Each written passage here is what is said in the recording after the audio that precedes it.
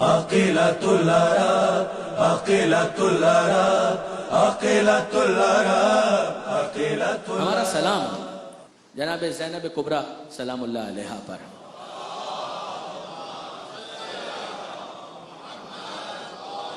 Be be کے ذمے تھا وہ جو اسیری کی حالت میں، اس کے سامنے جب یہ عزت اور ذلت کی بات کی گئی اور معاذ اللہ قرآن مجید کی آیت سے مغالطہ دینے کی کوشش کی گئی، اب یہ جناب زینب کو کریڈٹ جاتا ہے کہ اس حالت میں کہ جب اسیر بھی ہیں، خاتون ہیں، وہ کیفیت ہے کہ بے مخنہ و چادر بھی ہے. اندازہ کریں اور تصور میں لائیں، ایک مقرر کو اگر تقریر کرنی ہو 10 چیزیں اس کو چاہیے. وہ کون ہے، کن سے مخاطب ہے، اس کو تیاری کا کتنا موقع ملا ہے، حالات کتنے فیوریبل ہیں. مجھے معلوم ہے اگر یہاں پر اگر میں اشارہ کروں گا ایک شخص آئے گا مجھے پانی پلا دے گا اگر میں خستگی محسوس کروں گا. کیا جناب زینب کو یہ سہولت حاصل تھی؟ جنہوں نے کربلا میں عزیزوں کو پیاسا شہید کر دیا ہو وہ زینب کو پانی پلائیں گے خطبے کے دوران؟ کیا جناب زینب کسی کمفرٹیبل ماحول سے تقریر کرنے کے لیے آئی تھی؟ نہیں. اپنوں میں خطاب کرنا اور ہوتا ہے، غیروں میں خطاب کرنا اور ہوتا ہے. غیر بھی وہ جو نیوٹرل ہوں اور غیر وہ کہ جو مخالف ہوں، دشمن ہوں، خون کے پیاسے ہوں. الگ انداز ہے، الگ ہی معاملہ ہے.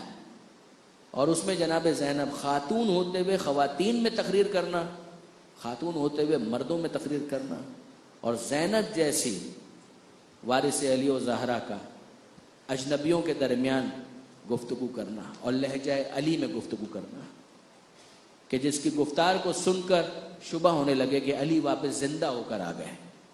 عجیب کام کیا ہے جناب زینب نے. برادران عزیز، میں چاہتا تھا کہ پہلے خلاصہ عرض کروں پھر اس کے بعد عبارت پڑھوں، مگر اب دامن وقت میں اتنی گنجائش نہیں ہے، لہٰذا مجبور ہوں کہ میں آپ کے سامنے براہ راست خطبے کو پیش کروں. جناب زینب سلام اللہ علیہا نے جو خطبہ پڑھا ہے، اس خطبے کے اندر قرآن کی آیتوں کا فریکوینٹلی استعمال کیا ہے. جناب زینب کا خطبہ دربار میں ہے، سید سجاد کا خطبہ مسجد اموی دمشق میں ہے، وہ بعد میں ہے، پہلے جناب زینب کا خطبہ ہے. مسجد میں جو سید سجاد نے خطبہ دیا ہے وہ عوام کے سامنے دیا ہے، مجمع، جمعے کا دن لوگوں کا مجمع ہے ان کے درمیان. دربار میں جو خطبہ شہزادی نے دیا ہے وہاں پر اشرافیہ موجود ہے، ایلیٹ موجود ہے. اس ایلیٹ کے سامنے شہزادی نے خطبہ ارشاد فرمایا. شہزادی کو فقط ہنر آفرینی کے لیے خطبہ نہیں دینا، اس مغالطے کا جواب دینا ہے کہ جو یزید نے اسٹیبلش کیا ہے، قرآن کا انکار کر کے، قرآن کا مذاق اڑا کے، پھر قرآن کی آیت کے ذریعے سے استہزاء کرنا. شہزادی کو وہ پوری فلسفی سمجھانی ہے. کتنا فریکوینٹلی آیتوں کا استعمال کیا. شہزادی شروع کرتی ہیں بسم اللہ الرحمن الرحیم اور پھر کہتی ہیں الحمدللہ رب العالمین. تمام تعریفیں اللہ کے لیے جو عالمین کا پالنے والا ہے. خطبے کا آغاز بھی حمد پروردگار سے ہے، خطبے کا اختتام بھی حمد پروردگار سے ہے. برادران عزیز، حمد خدا یعنی شکر خدا. اگر ایک انسان معصوم کی صراحت ہے کہ لفظوں کے ذریعے سے اگر انسان خدا کا شکر ادا کرنا چاہے تو جو بہترین انتخاب ہو سکتا ہے وہ ہے الحمدللہ.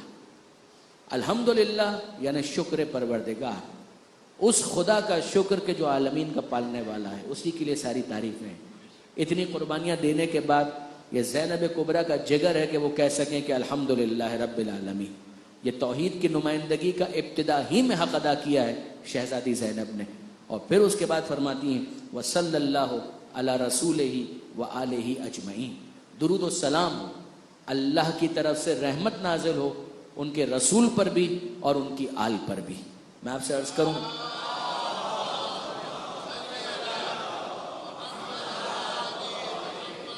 اہل شام آل محمد پر درود سننے کے عادی نہیں تھے.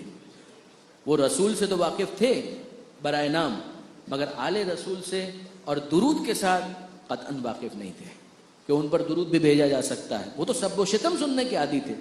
یہ جناب زینب کا پہلا کارنامہ ہے کہ اسی جگہ پر کہ جہاں آل محمد اور علی اور اولاد علی کے لیے نازیبہ کلمات استعمال کیے جاتے تھے، وہاں پر شہزادی نے درود و سلام رسول کے ساتھ آل رسول پر بھی بھیجا. اور پھر اس کے بعد ارشاد فرماتی ہیں صدق اللہ کذالک یقول، اللہ نے سچ کہا، خدا اس طرح فرماتا ہے۔ اور یہ پہلی آیت ہے، یہ آیت سورہ روم کی ہے۔ بی بی فرماتی ہیں ثم کان عاقبۃ الذین اساءوا السوء، پھر ان کا انجام، ان کی عاقبت کہ جنہوں نے برا کیا ان کا انجام بھی برا ہوا۔ شہزادی نے آغاز ہی کے اندر جس آیت کا انتخاب کیا ہے اس میں عاقبت کا ذکر ہے، اور یہی وجہ تھی کہ اس پوری تقریر کو میں نے قیامت کے گرد بلڈ کیا کہ شہزادی کہتی ہے عاقبت، انجام، تم دنیاوی عیاشیوں کو معیار بنا رہے ہو عزت اور ذلت کا، you are wrong, you are absolutely wrong. اگر تم دنیا کو آئسولیشن کے اندر دیکھ رہے ہو تم نے غلط سوچا۔ اگر تم قرآن کی بات کرتے ہو اور عزت اور ذلت کی بات کرتے ہو تو پہلے عاقبت اور آخرت کے تصور کو تو سمجھو۔ ثم کان عاقبۃ الذین اساءوا السوء، پھر ان کا انجام، ان کی عاقبت کہ جنہوں نے برا کیا ان کا انجام بھی برا ہوا۔ ان کذبوا بآیات اللہ، انہوں نے کیا برا کیا تھا؟ انہوں نے اللہ کی آیتوں کو جھٹلایا، وکانوا بہا یستہزئون، اور وہ اس کا مذاق اڑا رہے تھے۔ یزید نے تھوڑی دیر پہلے کہا کہ کوئی وحی نازل نہیں ہوئی، یہ تکذیب ہے، جھٹلانا ہے۔ لعبت ہاشم بالملک کے، سارا ڈھونگ تھا اقتدار حاصل کرنے کے لیے، یہ مذاق اڑانا تھا یزید کی طرف سے۔ اور جناب زینب آیت کے ذریعے سے اس کو رسپونڈ کر رہی ہیں، جواب دے رہی ہیں۔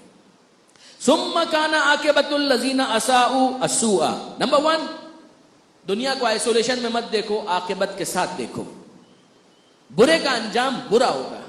ان کذبوا بآیات اللہ، انہوں نے برا یہ کیا کہ آیتوں کو جھٹلایا اور اس کا مذاق اڑایا۔ پھر اس کے بعد شہزادی فرماتی ہیں اے یزید تو یہ سمجھتا ہے، غور کریں، شہزادی نے نام لے کر مخاطب کیا، یہ نہیں کہا ایھا الامیر، اے امیر، یہ نہیں کہا ہے، شہزادی نے نام لے کر مخاطب کیا۔ عربوں کا دستور یہ ہے، بے تکلفی ہو تو الگ بات ہے، وہ دوستوں کی بات نہیں ہو رہی، لیکن اگر فارملی کسی کو ایڈریس کرنا ہو اور اس کو عزت دینی ہو تو اس کی کنیت کے ذریعے سے، اس کے لقب کے ذریعے سے اس کو مخاطب کیا جاتا ہے، اور اگر یہ بتانا ہو کہ تو میری نگاہ میں ذلیل ہے تو اس کو نام سے مخاطب کیا جاتا ہے۔ جناب زینب نے نام سے مخاطب کیا ہے، اے یزید تو سمجھتا ہے کہ تو نے زمین و آسمان کو ہم پر تنگ کر دیا، ہمیں اسیر بنا کر شہر شہر پھرایا، اور یہ خیال کرتا ہے کہ خدا نے تجھے عزت دی۔ محور ہے اس خطبے کا کہ عزت اور ذلت کا معیار کیا ہے۔ تو سمجھتا ہے کہ خدا نے تجھے عزت دی اور ہمیں رسوا کیا، تو یہ سمجھتا ہے کہ تو اس سے خدا کے نزدیک معزز ہو گیا، اسی لیے غرور سے دیکھتا اور تکبر کے ساتھ چلتا ہے، اور اپنی حکومت اور منظم امور کو دیکھ کر آپے سے باہر ہو جاتا ہے۔ ذرا ہوش میں آ، کیا تو نے خدا کا یہ کلام فراموش کر دیا ہے؟ دوسری آیت، یہ سورہ آل عمران کی آیت ہے، پہلی آیت عاقبت، دوسری بات کہ یزید تیرا خیال باطل ہے، یہ عزت کا معیار نہیں ہے۔ آیت کیا ہے؟ جناب زینب فرماتے کہ لا یحسبن الذین کفروا، کافر گمان نہ کریں، انما نملی لہم خیرا لانفسہم، کہ جو ہم ان کو مہلت دے رہے ہیں یہ ان کے لیے بہتر ہے، ہرگز نہیں۔ یہ مہلت امتحان کے فلسفے کا جزو لا ينفق ہے۔ اگر امتحان دنیا دار امتحان ہے جس کا نتیجہ عاقبت میں ظاہر ہونا ہے، امتحان کا فلسفہ یہ ہے کہ جب تک امتحان ہوگا مہلت دی جائے گی۔ اگر 3 گھنٹے کا امتحان طالب علم کا بھی ہوتا ہے تو ورق سادہ دیا جاتا ہے، سوال نامہ ساتھ دیا جاتا ہے، سوال دیکھو جواب تم لکھو گے، اور جب تک 3 گھنٹے کی مہلت تمام نہیں ہوتی نہ ہم تمہارا قلم روکیں گے نہ تمہارا ہاتھ روکیں گے، مگر جب مہلت مکمل ہوگی تو قلم بھی روک دیا جائے گا، ہاتھ بھی پکڑ لیا جائے گا۔ پھر اس کے بعد عاقبت کے ساتھ اس کو دیکھو کہ تم کامیاب ہوئے یا ناکام ہوئے۔ جناب زینب فرماتی ہیں کہ خدا کا یہ قول، یہ کلام، لا یحسبن الذین کفروا، کافر گمان نہ کریں، انما نملی لہم خیرا لانفسہم، ہم جو ان کو مہلت دے رہے ہیں یہ ان کے لیے بہتر ہے، ہرگز نہیں، یہ مہلت ان کے لیے بہتر نہیں ہے۔ یہ مہلت اس لیے ہے کہ ہم دیکھنا چاہتے ہیں کہ کون یزید اور ابن زیاد کی طرح اس مہلت کو مس یوز کر کے ناکام ہوتا ہے، اور کون حر کی طرح اس مہلت سے فائدہ اٹھا کر توبہ کر کے اپنی سعادت کو پا لیتا ہے۔ کون یہ کرتا ہے، کون وہ کرتا ہے۔ مہلت مہلت ہے، امتحان کے ساتھ لگی ہوئی مہلت۔ انما نملی لہم. اہل علم جانتے ہیں کہ انما کلمہ حسر ہے. ہم مہلت صرف اس لیے دیتے ہیں, انما نملی لہم لیزدادوا اسما. اور گناہ کرنا چاہتے ہو, امتحان میں ناکام ہوتے جا رہے ہو, تم اپنی مہلت کو ضائع کرتے جا رہے ہو. وہ ٹائم جو تمہیں دیا گیا ہے تم نے اس کو مس یوز کیا ہے, رادر ابیوز کیا ہے. انما نملی لہم لیزدادوا اسما. ہم نے تمہیں مہلت اس لیے دی, اگر تم اور زیادہ اپنے دامن کو داغدار کرنا چاہتے ہو تو داغدار کرو, تاکہ وہ اپنی سرکشی میں اضافہ کر لیں, پھر ان کے لیے عذاب اور رسوائی ہے. امن الانصاف یبنت طلقاء. شہزادی کا جلال فرماتی ہے اے طلقاء کی اولاد, کیا یہ انصاف ہے؟ اس کو انصاف کہتے ہیں. طلقاء یہ کون سی اصطلاح ہے؟ طلقاء یعنی آزاد کردہ کی اولاد.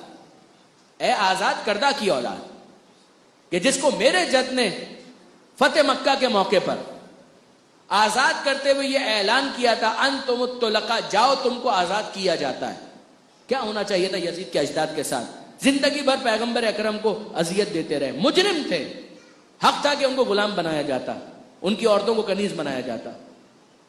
مگر اس موقع پر رحمت للعالمین نے پھر ایک موقع دیا, جو مولانا مودودی نے بھی خلافت و ملوکیت کے اندر اس بات کا ذکر کیا کہ یزید کو اتنا ہی سوچنا چاہیے تھا کہ اس کے مجرم ماں باپ کے ساتھ, مجرم باپ دادا کے ساتھ, اسی زینب, اسی حسین کے جد کا کیا سلوک تھا, اور اسی محمد کی اولاد کے ساتھ اس یزید کا کیا سلوک ہے.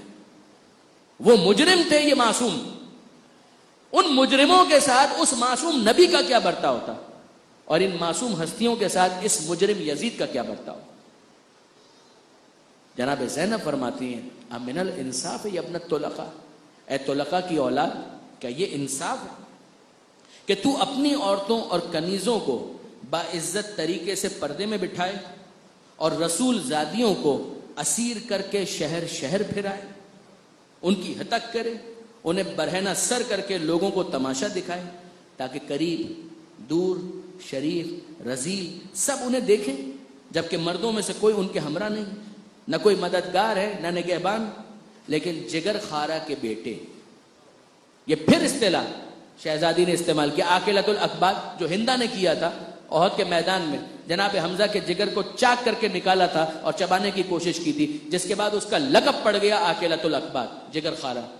شہزادی فرماتی ہے لیکن جگر خارہ کے بیٹے, اس سے کیسے غم گساری اور ہمدردی کی توقع کی جا سکتی ہے جس کا گوشت پوست شہیدوں کے خون سے بنا ہے, اور جس کے دل میں ہماری طرف سے بغض اور کینہ بھرا ہوا ہے.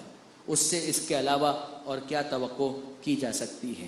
اتنے بڑے گناہ کو تو حقیر سمجھتا ہے, اور اپنی اس بدکرداری اور ذلیل حرکت پر اپنے کافر باپ دادا پر فخر کرتا, جو اس نے کہا تھا لیتا شیاخی ببدر شہیدو, کاش میرے بدر کے بزرگ ہوتے تو وہ دیکھتے. شہزادی کہتی تو اپنے کافر باپ دادا پر فخر کرتا ہے اور یہ تمنا کرتا ہے کہ کاش وہ آج ہوتے اور تو نے جو بے رحمانہ قتل کیا ہے اسے دیکھ کر خوش ہوتے, تیرا شکریہ ادا کرتے. ابو عبداللہ اور جنت کے جوانوں کے سردار کے دانتوں پر چھڑی مارتا ہے, یہ کیوں نہیں کہتا کہ اس زخم کو ناسور کر دیا, ان کی جڑ کاٹ کر رکھ دی. فرزند رسول کو جو کہ آل عبد المطلب اور زمین کے ستاروں میں سے تھے قتل کر کے اب اپنے بزرگوں کو بلا رہا ہے. ذرا ٹھہر, زیادہ دیر نہیں ہے کہ تو ان سے ملحق ہوگا, اور اس وقت یہ آرزو کرے گا کہ تیرا ہاتھ خشک ہو گیا ہوتا, تیری زبان گنگ ہوتی اور تو اپنی زبان پر وہ بات نہ لاتا اور یہ برا کام نہ کرتا. اے اللہ, اے اللہ, اس سے ہمارا حق اور انتقام لے, اور ان ظالموں پر کہ جنہوں نے ہمارا خون بہایا ہے اپنا عذاب نازل فرما. اے یزید, خدا کی قسم تو نے اپنے ہی گوشت پوست کو پارا پارا کیا. تو رسول سے اس بارے گناہ کے ساتھ ملاقات کرے گا جو تیرے کاندھے پر ہے. تو نے حضور کی آل کا خون بہایا, ان کی کوئی عزت نہ سمجھی, ان کی ناموس کو اسیر کیا, جبکہ خدا بندہ ان کی پراگندگی کو جمعیت میں تبدیل کرے گا. یہ جناب مختار کے خروج کی طرف اشارہ ہے. اور پھر اس کے بعد جناب زینب ایک اور آیت پڑھتی ہیں, اور وہ آیت آپ سب کے حافظے میں موجود ہے. لا تحسبن الذین قتلوا فی سبیل اللہ امواتا, گمان بھی نہ کرنا خیال بھی نہ کرنا جو اللہ کی راہ میں قتل ہو گئے وہ مر گئے، تمہارے ذہن و دل و دماغ میں یہ خیال بھی نہ آنے پائے بل احیاء، بلکہ وہ زندہ ہیں، عند ربہم یرزقون، اور وہ اپنے رب کے پاس سے مسلسل رزق پا رہے ہیں۔ یہ ہے عزت عند اللہ، یہ ہے وہ عزت جو جناب زینب سمجھا ہے۔ اگر آخرت کو مائنس کر دو یہ کہاں سمجھ میں آئے گا؟ خون بہہ گیا، سر نو کے نیزہ پر ہے، مگر بہتے ہوئے خون کے باوجود، سر و تن میں جدائی کے باوجود خدا کا اعلان کہ اگر یہ خدا کی راہ میں ہوا ہے مطمئن ہو جاؤ، سوچنا بھی مت کہ وہ مر گئے، وہ زندہ ہیں۔ یہ زندگی جو سر و تن کی جدائی کے بعد حیات جاوید کی صورت میں حاصل ہو رہی ہے، نگاہ قدرت میں اس کو عزت کہتے ہیں، یہ عزت ہے۔ بل احیاء عند ربہم یرزقون۔ یزید تیرے لیے اتنا کافی ہے کہ اللہ حاکم ہے، محمد تیرے دشمن، جبریل ان کے حامی، اور جس نے تیرے لیے راستہ ہموار کیا ہے اور تجھے مسلمانوں پر مسلط کیا ہے، اسے عنقریب معلوم ہو جائے گا کہ ظالموں کی کیا سزا ہے۔ یہ جناب زینب نے کیا کہا؟ شہزادی نے اعلان کیا کہ معاملہ تجھ تک محدود نہیں ہے، جس نے تجھ کو مسلمانوں کے اوپر مسلط کیا، یہ معاملہ کہاں تک جائے گا پیچھے؟ میں زیادہ تبصرہ نہیں کر رہا، مگر سمجھدار افراد سمجھیں، جس کو مولانا مودودی نے بھی کہا تھا کہ یہ بہت بڑی سیاسی غلطی تھی کہ شام کے اندر ان لوگوں کو مسلط کر دیا جائے اور وہاں پر ان کو اقتدار مضبوط کرنے کا موقع ملے جس کے بعد وہ مرکز کو چیلنج کر سکے۔ مولانا مودودی اس کو سیاسی غلطی سمجھتے ہیں، ہم اس کو سازش سمجھتے ہیں کہ وہ سارے طلقاء کہ جو مدینہ اور مکہ کے اندر جن کی کوئی عزت نہیں تھی، ان کو شام میں وہ ساری عزتیں واپس دنیاوی اعتبار سے حاصل کرنے کا موقع دیا گیا، ریگین کرنے کا موقع دیا گیا، جس کا منطقی نتیجہ یہی تھا کہ یزید کے ہاتھوں فرزند رسول کا قتل ہوا۔ شہزادی کہتی اگرچہ زمانے کے مصائب نے مجھے یہاں لا کر کھڑا کر دیا کہ میں تجھ سے بات کر رہی ہوں، لیکن میری نظروں میں تیری اتنی اوقات بھی نہیں ہے کہ میں تجھے سرزنش کروں، میں تجھے گفتگو کے قابل بھی نہیں سمجھتی، میں تجھے تحقیر کے قابل بھی نہیں سمجھتی، لیکن کیا کروں؟ میری آنکھیں اشکبار ہیں، دل فگار ہے، جائے حیرت کہ اللہ والے شیطان کا اتباع کرنے والوں کے ہاتھوں مارے جائیں۔ ہمارے خون سے تمہارے ہاتھ رنگین ہیں، تمہارے دہن سے ہمارے گوشت کے ریشے نکل رہے ہیں، اور ان پاکیزہ جسموں کے آس پاس درندے دوڑ رہے ہیں۔ جس چیز کو تو آج غنیمت سمجھ رہا ہے، کل وہی تیرے لیے نقصان دہ ثابت ہوگی، اور جو کچھ تو نے کیا ہے اسے دیکھ لے گا۔ خدا بندوں پر ظلم نہیں کرتا، یہ بھی قرآن کی آیت ہے، خدا بندوں پر ظلم نہیں کرتا۔ میں اس کی بارگاہ میں شکوہ کرتی ہوں، میں خدا سے شکوہ خدا کا نہیں کرتی، میں خدا کا شکر ادا کرتی ہوں، خدا کی بارگاہ میں ان ظالموں کی شکایت کرتی ہوں، میں خدا کی بارگاہ میں اسی پر میرا بھروسہ ہے۔ اب جناب زینب کی پیشن گوئیاں ہیں، ایک پیشن گوئی جناب مختار کے خروج کے حوالے سے تھی، وہ آ چکی، اب مزید کچھ پیشن گوئیاں ہیں۔ شہزادی فرماتی ہیں اے یزید، جس نیرنگی سے کام کرنا چاہتا ہے کر گزر، جو کوشش کرنا چاہتا ہے کر، واللہ خدا کی قسم لا تمحو ذکرنا، تو کچھ بھی کر لے ہمارے ذکر کو مٹا نہیں سکتا۔ یہ جناب زینب نے اسیری کی حالت میں وہ پیشن گوئی کی ہے۔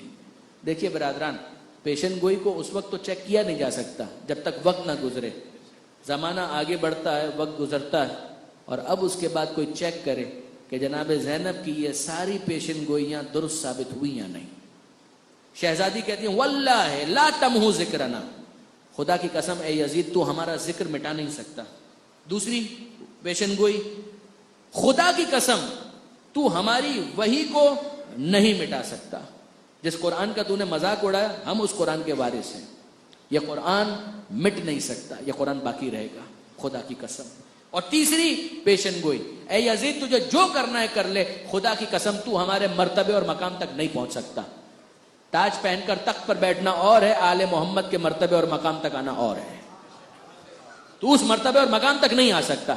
یہ 3 پیشن گوئیاں اور چوتھی پیشن گوئی. شہزادی نے ارشاد فرمایا خدا کی قسم یزید قتل حسین کی وجہ سے تیرا دامن اتنا داغدار ہو چکا ہے کہ قیامت تک یہ داغ دھل نہیں سکتا, تیرا نام گالی بن جائے گا. واقعاً شہزادی نے جو پیشن گوئیاں کہیں کی تھی وہ سب کی سب 100% درست ثابت ہوئے. بالکل اختتام آ گیا جناب زینب کے خطبے کا. شہزادی فرماتی ہیں تیری کسی بات کا اعتبار نہیں, تیری بادشاہت کا وقت مختصر ہے, مزید ان قریب تیری جمعیت پراگندہ ہو جائے گی, تیرا اقتدار سمٹنے والا ہے, اور اس دن ہاتف ندا کرے گا اللہ لعنت اللہ علی القوم الظالمین, آگاہ ہو جاؤ کہ اللہ کی لعنت ہے ظلم کرنے والی قوم پر. والحمد للہ رب العالمین, تمام تعریفیں اللہ کے لیے جو عالمین کا پالنے والا ہے. ابتدائے خطبہ حمد پروردگار شکر پروردگار, اختتام خطبہ حمد پروردگار شکر پروردگار. تمام تعریفیں اس خدا کے لیے کہ جس نے ہماری ابتدا میں سعادت اور مغفرت کو رکھا, انتہا میں شہادت اور رحمت کو رکھا. خداوند عالم سے دعا ہے کہ ہمارے شہداء کو اجر جزیل عطا فرما اور ان کی جزا میں اضافہ فرما. خدا ہمارا بہترین حاکم ہے, وہ سب سے بڑا مہربان ہے, ہم صرف اسی پر بھروسہ کرتے ہیں. یہ ہے جناب زینب کا وہ خطبہ کہ جو پہلا تماچا بن کر یزید کے اقتدار کے رخسار نجس پر لگا. دوسرا تماچا سید سجاد کا خطبہ مسجد امویہ دمشق میں, جس کے بعد یزید کے اقتدار کے قصر کی چولیں ہل کر رہ گئیں. برادران عزیز و خاران محترم, میں نے آپ کو زحمت دی, مگر اب مصائب کی منزل پر, مصائب ہی تو ہیں یہ سب کے سب, مگر منزل مصائب کے اختتام کے لیے جناب زینب کی اتنی پیشن گوئیاں میں نے آپ کے سامنے پڑھی. آئیے ایک اور پیشن گوئی میں آپ کے سامنے پیش کروں, اور میں ہدیہ کرتا ہوں یہ پیشن گوئی ان تمام زائرین کو کہ جو کربلا کے لیے عازم سفر ہیں یا عراق پہنچ چکے ہیں, ذریعہ امام کو دیکھ چکے ہیں یا پیدل چلنے کی تیاری کر رہے ہیں, راستے میں ہیں اور اس شوق میں جا رہے ہیں کہ جا کر حسین کی زری کو دیکھ کر ایک جملہ کہنا ہے, السلام علیکم یا ابا عبداللہ. میں ہدیہ کرتا ہوں یہ مصائب اور یہ تمام پیشن گوئیاں ان تمام زائرین کو. یہ پیشن گوئی جو اب میں آپ کے سامنے بیان کرنے لگا ہوں, یہ جناب زینب نے کب کہی تھی, کب ارشاد فرمایا تھا؟ یہ شہزادی نے 11 محرم کو, عاشور کا دن گزر گیا, شہید ہونے والے شہید ہو گئے, سر کاٹے جانے تھے سر کاٹ لیے گئے. شام غریبہ میں جس لاشے کو پامال کرنا تھا وہ لاشا پامال ہو گیا, اور اب 11 محرم کا دن طلوع ہوتا ہے. 11 محرم کے دن عمر سعد نے اپنے نجس سپاہیوں کو دفن کرنے کے بعد اعلان کیا کہ اب ہم کوفے کی طرف روانہ ہوں گے, مگر کوفے کی طرف روانہ ہونے کے لیے ناکوں پر بیٹھنا ہوگا, ناکوں پر بیبیوں کو بیٹھنا ہے, ان ناکوں کے اوپر کوئی ہودج نہیں ہے, کوئی اماری نہیں ہے. یہ بیبیاں ویسے بھی سفر میں کم رہتی تھی, مگر جب سفر کرتی تھی تو آپ نگاہ تصور سے سوچئے, آج بھی اگر کوئی سعادت مند بیٹا ہے وہ اپنی ماں کو گاڑی میں اگر بٹھانا چاہے گا تو آگے بڑھ کر دروازہ کھولے گا کہ پہلے میری ماں بیٹھے, میں آہستہ سے دروازے کو بند کروں کہ اس کو دروازے کے بند کرنے کی دھمک سے بھی وحشت نہ ہو. پھر وہ ایک سعادت مند بچے کی طرح, بیٹے کی طرح ڈرائیونگ سیٹ پر آئے گا اور پوچھے گا کہ ماں اجازت ہے میں گاڑی کو چلاؤں, کوئی اور کام تو نہیں ہے. جب ایک سعادت مند بچہ آج بھی اپنی ماں کے بارے میں اتنا حساس ہوتا ہے تو بنی ہاشم کے بچوں کے بارے میں آپ کا کیا خیال ہے؟ جناب لیلا اگر کبھی رخصت ہوں, سفر کریں, سواری پر بیٹھیں, تو آپ اندازہ کر سکتے ہیں کہ علی اکبر کتنے احترام سے اپنی ماں کو سوار کراتے ہوں گے. جناب قاسم کس شفقت اور محبت کے ساتھ آگے بڑھتے ہوں گے اپنی ماں فروا کو سوار کرانے کے لیے. اور اگر جناب زینب سوار ہو رہی ہوں تو پھر اہتمام کیا ہوگا. کہیں سے عباس آگے بڑھیں گے, کہیں سے حسین آگے بڑھیں گے, سب بنی ہاشم مل کر کہ زینب کبریٰ ان کی سواری کا اہتمام کیا جا رہا ہے. مگر یہ 11 محرم کو عجیب سواریاں ہیں, بیویاں ایک دوسرے کو دیکھ رہی ہیں. لیلا دیکھ رہی ہے فروا کو, فروا دیکھ رہی ہیں رباب کو, رباب دیکھ رہی ہیں زینب کو, سب بیویاں ایک دوسرے کو دیکھ رہی ہیں. ہمیں سوار ہونا ہے, سوار کرانے والا کوئی نہیں ہے جو ہمیں سوار کرائے گا. اور ایسے میں علی کی بڑی بیٹی آگے بڑھتی ہے اور کہتی ہے کہ بیویوں پریشان کس بات پر, اگر کوئی موجود نہیں کیا ہوا؟ لیلا اکبر نہیں ہے تو کیا ہوا؟ میں تمہیں سوار کراؤں. فروا قاسم نہیں ہے تو کیا ہوا؟ میں تمہیں سوار کراؤں. سب بیویوں کو اس بڑی شہزادی نے سوار کرایا، یہاں تک کہ آخر میں عابد بیمار رہ گئے، اور میرا بیمار امام اس قابل نہیں تھا کہ خود سے سوار ہو سکے. یہ زینب کبریٰ کی عجیب قسمت ہے کہ آگے بڑھ کر بیمار امام سے کہا بیٹا تم بھی پریشان مت ہو، میں تمہیں سوار کراؤں.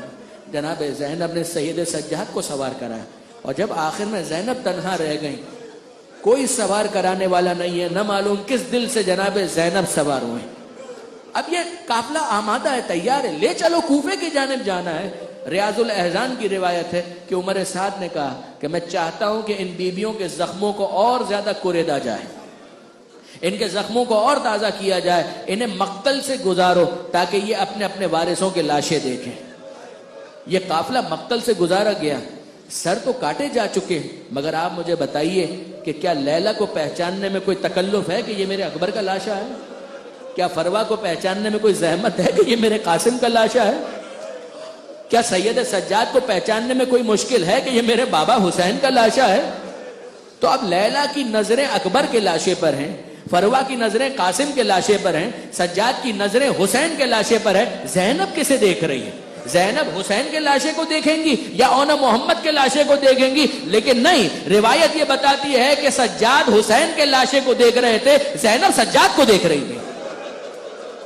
کہ اے میرے بھتیجے یہ تیری کیا حالت ہو گئی، یہ امام وقت امام زمانہ. مجھے یہ محسوس ہوتا ہے کہ اگر میرے بھتیجے کی توجہ کسی اور جانب مبذول نہ ہوئی تو امام وقت کی روح پرواز کر جائے گی. میں کیا ایسا کروں کہ سجاد کی نگاہیں لاشائے حسین سے ہٹیں؟ اس موقع پر جناب زینب نے ایک کام کیا، اور وہ کام کیا کیا؟ اپنے آپ کو ناکے سے گرا دیا.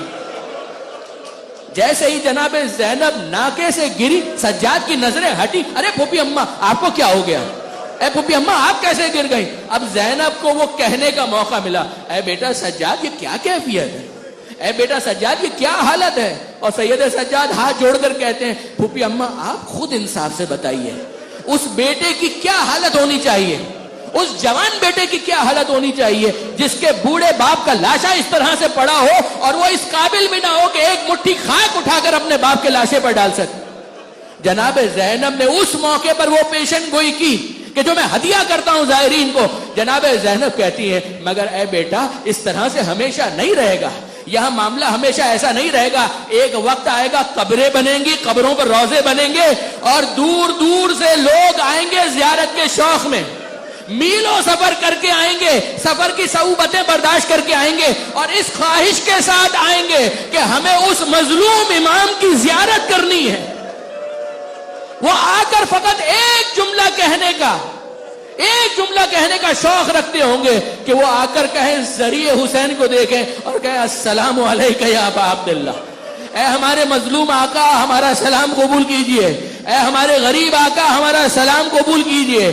آج جو پوری دنیا سے کروڑوں کی تعداد میں لوگ اربعین کے لیے عازم سفر ہے یا پہنچ چکے ہیں، وہ یاد رکھیں کہ جب وہ کربلا پہنچ کر یہ زیارت کا جملہ کہتے ہیں، فقط زیارت کا جملہ نہیں کہتے، زینب کی اس پیشن گوئی کو یقینی طور پر تصدیق کے مرحلے سے گزارتے ہیں. اے بی بی آپ نے کہا تھا زائرین آئیں گے، ہم حسین کے زائر بن کر آ گئے. مگر عزیزوں آخری جملہ یہ جناب زینب جنہوں نے اپنے آپ کو ناکے سے گرایا، یہ اتنا آسان نہ تھا.